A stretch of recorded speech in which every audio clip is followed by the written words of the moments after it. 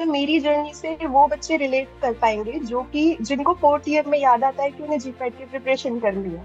तो हाँ। जब जीपैट को ओनली 5 मंथ्स बचे थे तब मैंने अपनी प्रिपरेशन स्टार्ट की, जो कि मुझे तो इम्पॉसिबल लगता था क्योंकि इतना वास्ट सिलेबस। और फिर सीनियर्स से पूछने पे पता चलता था कि लैकमैन पढ़ना है, केबीटी पढ़ना है। तो वो जो जीपैट के अकॉर्डिंग जितनी प्रिपरेशन चाहिए वो 5 मंथ्स में तो इम्पॉसिबल है। तो फिर correct। वहां पे जीडीसी बीच में आता है, फिर जीडीसी के मॉड्यूल्स और डाइजेस्टर्स। तो वो मैंने हार्ड कॉपी में परचेज किया। और फिर जो मेन सोर्स था मेरी प्रिपरेशन के दौरान वो सिर्फ डाइजेस्टर्स थी और टेस्ट सीरीज थी। मैंने सिर्फ मॉड्यूल्स को पढ़ा, उसके बाद डाइजेस्टर्स को पढ़ना बहुत इजी हो गया। और वो correct। इतने रैपिड रिवीजन है ना कि मैंने उनको 10 10 बार एक बार में रिवाइज कर लेती थी। मुझे ये लगता है कि स्टैंडर्ड बुक्स पढ़ना चाहिए, बट इन माय जर्नी मैंने उनको रेफर किया बट प्रॉपरली। जो मैं जिन पे रिलाई कर पाई वो सिर्फ मॉड्यूल्स और सिर्फ डाइजेस्टर्स थे। करेक्ट। तो आरआरबी के लिए भी मैंने जो क्योंकि मैंने हमेशा मॉड्यूल्स और डाइजेस्टर पढ़ा है तो वही मेरे पास बुक्स है अवेलेबल।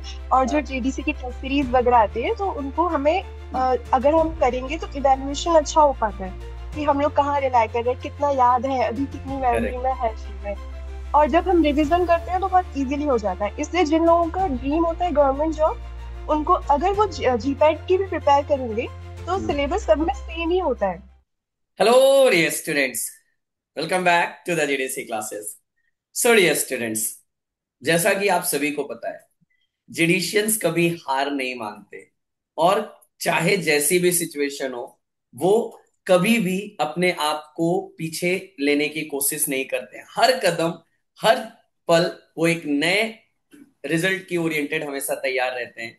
आज उसी सीरीज में हमारे साथ जुड़ रही हैं miss Srishti, who have selected as a RRB pharmacist in Prayagraj zone. So Srishti, सबसे पहले तो आपको बहुत बहुत शुभकामनाएं आपके इस रिजल्ट के थैंक यू लिए, सो मच। और स्वागत है थैंक आपका यू सो मच। प्लेटफॉर्म पे। Thank you so much. तो सृष्टि, ये रिजल्ट देखने के बाद, ये रिजल्ट आने के बाद, क्योंकि काफी टाइम से आप इसके लिए लगे हुए थे, इनके लिए सारी चीजें चल रही थी कि हमें इस पे जाना है, क्या एक्सपीरियंस था, कैसा उस समय का माहौल फिर लास्ट वैकेंसी 2019 में आई थी जब मैंने अपना बी फार्मेसी ज्वाइन किया था। तो था? तब से ही एक वेट था कि आरआरबी की वैकेंसी आएगी और हम सिलेक्शन उसमें लेंगे। गवर्नमेंट जॉब हमेशा से एक ड्रीम रहा है। तो फाइनली वैकेंसी आई और ऐसे टाइम पे आई जब हमारी प्रिपरेशन पीक पे थी, क्योंकि जीपैट और नाइपर हम लोग सब क्वालिफाई करे हुई थी मैं। तो ये मेरे लिए बहुत हेल्पफुल रहा। तो करेक्ट। फाइनली एक गवर्नमेंट जॉब जो कि ड्रीम था उसको फुलफिल होता हुआ देख के ऑब्वियसली बहुत अच्छा लगता है। अच्छा लगा। घर में भी रिजल्ट देखने के बाद घर वालों का भी रिएक्शन काफी अच्छा रहा होगा। Yes sir. कैसा मोमेंट था वो? तो घर वालों की भी मेहनत होती है, वो जो अपने बच्चे हैं उनके ड्रीम्स फुलफिल होते हुए उनको बहुत खुशी होती है। तो I they are proud of me obviously. चलिए, बहुत बढ़िया। अच्छा, अब थोड़ा सा मैं इसकी जर्नी की शुरुआत की बात करूं, तो सृष्टि, कब से आपने इस जर्नी की शुरुआत की और कैसे आपकी वो जर्नी चली? क्योंकि ये जर्नी एक दिन के लिए नहीं कहूंगा, रीजन ये है यस क्योंकि सर। ये तो ठीक है, आरआरबी का एग्जाम था, बट इससे पहले हमने तैयारी शुरुआत किया टूवर्ड्स द जीपैट के हिसाब से, फिर हम यहाँ यस तक सर। पहुंचे हैं। तो कैसे, क्या आपका ये जर्नी रहा? सर मेरी जर्नी से वो बच्चे रिलेट कर पाएंगे जो कि जिनको फोर्थ ईयर में याद आता है कि उन्हें जीपैट की प्रिपरेशन करनी है। तो हाँ। जब जीपैट को ओनली 5 मंथ्स बचे थे तब मैंने अपनी प्रिपरेशन स्टार्ट की, जो कि मुझे तो इम्पॉसिबल लगता था क्योंकि इतना वास्ट सिलेबस। और फिर सीनियर्स से पूछने पे पता चलता था कि लैकमैन पढ़ना है, केडीटी पढ़ना है। तो वो जो जीपैट के अकॉर्डिंग जितनी प्रिपरेशन चाहिए वो 5 मंथ्स में तो इम्पॉसिबल है। तो फिर करेक्ट। वहां पे जीडीसी बीच में आता है, फिर जीडीसी के मॉड्यूल्स और डाइजेस्टर्स। तो वो मैंने हार्ड कॉपी में परचेज किया। और फिर जो मेन सोर्स था मेरी प्रिपरेशन के दौरान वो सिर्फ डाइजेस्टर्स थी और टेस्ट सीरीज थी। मैंने सिर्फ मॉड्यूल्स को पढ़ा, उसके बाद डाइजेस्टर्स को पढ़ना बहुत इजी हो गया। और वो करेक्ट। इतने रैपिड रिवीजन है ना कि मैंने उनको 10 10 बार एक बार में रिवाइज कर लेती थी। जीपैट के एक महीने पहले मैंने सिर्फ डाइजेस्टर्स पढ़ी। ओके। एकदम टिप्स पे आ गया था कि वो मैं आज तक नहीं भूली, वो परमानेंट मेमोरी में सेव हो गया।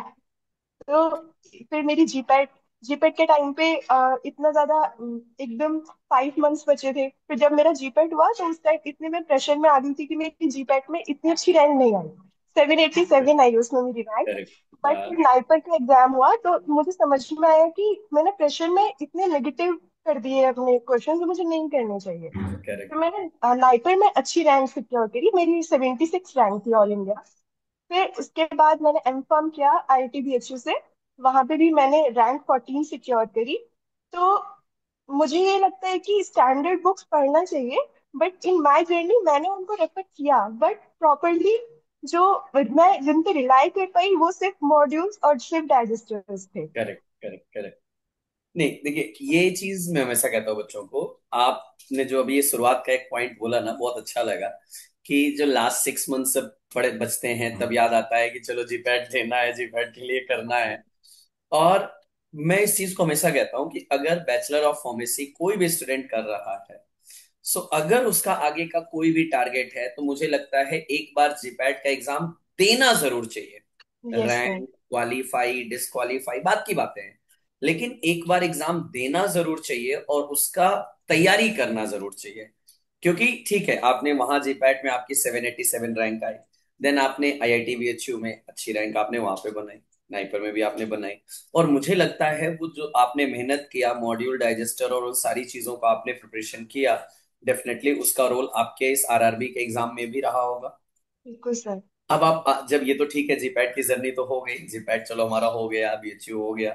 देन आप आरआरबी के लिए जब वैकेंसी आई और थोड़ा गैप भी आपको मिल गया, रीजन था कि एग्जाम थोड़ा जल्दी नहीं हुआ, तो उसके लिए यस फिर सर। आपने कैसे प्लान किया? सर आरआरबी के लिए भी मैंने जो क्योंकि मैंने हमेशा मॉड्यूल्स और डाइस्टर पढ़ा, तो वही मेरे पास बुक्स है अवेलेबल। और जो हाँ। जीडीसी की टेस्ट सीरीज वगैरह आती है तो उनको हमें अगर हम करेंगे तो इवेल्युएशन अच्छा हो पाता है कि हम लोग कहाँ रिलाई कर रहे हैं, कितना याद है अभी, कितनी मेमोरी करेक्ट। में है चीजें। और जब हम रिवीजन करते हैं तो बहुत इजीली हो जाता है। इसलिए जिन लोगों का ड्रीम होता है गवर्नमेंट जॉब, उनको अगर वो जीपैट की भी प्रिपेयर करेंगे तो सिलेबस सब में सेम ही होता है। हमें सेम ही अप्रोक्स सारा जो सिलेबस है वो हमें सेम ही रेफर करना है, सेम ही सोर्सेज को हमें करना है। तो जब हम जीपैट और नाइटो क्वालिफाई करेंगे या फिर प्रिपरेशन करेंगे तो हमें गवर्नमेंट जॉब में भी इतनी प्रॉब्लम नहीं आएगी। एग्जैक्टली। फिर वो भी हमें इजी लगेगा और हम कम टाइम में उसको कर पाएंगे। तो स्टार्टिंग से अगर हम फाउंडेशन अपनी अच्छी बनाएंगे तो फिर गवर्नमेंट जॉब बहुत मुश्किल टारगेट नहीं है। एग्जैक्टली। तो वही सारी चीजें आपने शुरुआत किया। लेकिन अब थोड़ा सा एक बदलाव जरूर करूंगा कि सिंस जेपैट में तो सिर्फ फार्मा होता है, लेकिन आरआरबी के हाँ। एग्जाम की बात करोगे, थोड़ा सा फार्मा के साथ में नॉन फार्मा भी ऐड होता है। फिर यस आपने सर उसके लिए बिल्कुल। कैसे क्या प्लान कर रहे थे अपनी जर्नी में? सर नॉन फार्मा के लिए मैंने यूट्यूब से सीखा। और बहुत क्योंकि जो हमारा फार्मा में आता है, जो नॉन फार्मा वाला पार्ट होता है, वो बहुत ज्यादा रीजनिंग और मैथ बहुत ज्यादा टफ नहीं होती, बहुत बेसिक लेवल की होती है। तो करेक्ट। उसको अगर हम 1 मंथ या 2 मंथ का टाइम दे देंगे प्रिपरेशन के लिए, क्योंकि अब मोस्ट गवर्नमेंट एग्जाम्स में नॉन फार्मा एक इम्पॉर्टेंट पार्ट है ही। तो एग्जैक्ट। अगर उसको हम पहले से करके रखेंगे रेडी, तो हमें बाकी जितने भी वेरियस एग्जाम्स है, जैसे एम्स हो गया, आरआरबी की अभी दोबारा भी वैकेंसी आ रही है, एम्स की भी वैकेंसी आ रही है, तो अगर हम पहले से ही करेंगे तो फिर वो रिवाइज करने में इजी हो जाता है। जब भी वैकेंसी आएगी रिवीजन होगा, तो वो जब रिवीजन होगा विद टेस्ट सीरीज अगर हम करेंगे तो वो बहुत सफिशिएंट टाइम होता है कि सब कुछ हमें रिकॉल हो जाती है चीजें। करेक्ट। अच्छा, एक जैसे जेडीसी का हमेशा ये पैटर्न रहता है कि अपने हर बच्चे के साथ खड़े होना और ज्यादा से ज्यादा चीजें उनको प्रोवाइड करना। आप जैसे यस। टेस्ट की बात कर रहे हैं, जेडीसी में टेस्ट की एक लाइन जब चलती है ना, तो बच्चे टेस्ट देते देते थक जाते हैं, जेडीसी के टेस्ट नहीं खत्म होते हैं। उन यस सर। टेस्ट का कैसा आपके इस रिजल्ट में योगदान रहा, उनसे कितनी प्रैक्टिस हुई आपके फाइनल एग्जाम के लिए? सर टेस्ट सीरीज में जो क्वेश्चंस होते हैं उनको देख के हमें पता चलता है कि किस लेवल का पेपर आ रहा है, हमें किस लेवल के पढ़ना है या फिर कौन सा टॉपिक इम्पोर्टेंट है। Previous exact. ईयर से भी पता चलता है। जैसे सिर्फ हमें सुटिक्स और कोलॉजी मेनली इस पे ध्यान देना होता है हाँ। गवर्नमेंट एग्जाम्स में। तो सब्जेक्ट वाइज टेस्ट सीरीज अलग होती है। और फिर उसमें भी हम topic wise test series attempt करते हैं, तो एक बहुत अच्छी प्रैक्टिस उससे हो जाती है। फिर जब टॉपिक वाइज सब्जेक्ट वाइज करके फिर फुल मॉक टेस्ट देते हैं, तो फिर उससे इतना अच्छा इवैल्यूएशन होता है, फिर हमें अपने वीक पॉइंट्स पता चलते हैं, हम अच्छे से एनालाइज कर पाते हैं उन सबको। एग्जैक्टली। अच्छा, ये जैसे जितने भी सारे यूट्यूब पे इतने सारे टेस्ट के सेशन चले, इतनी मैराथन चली इन सारी चीजों के यस लिए, सर। उनसे आपके लिए क्या सबसे ज्यादा बेनिफिशियल रहा?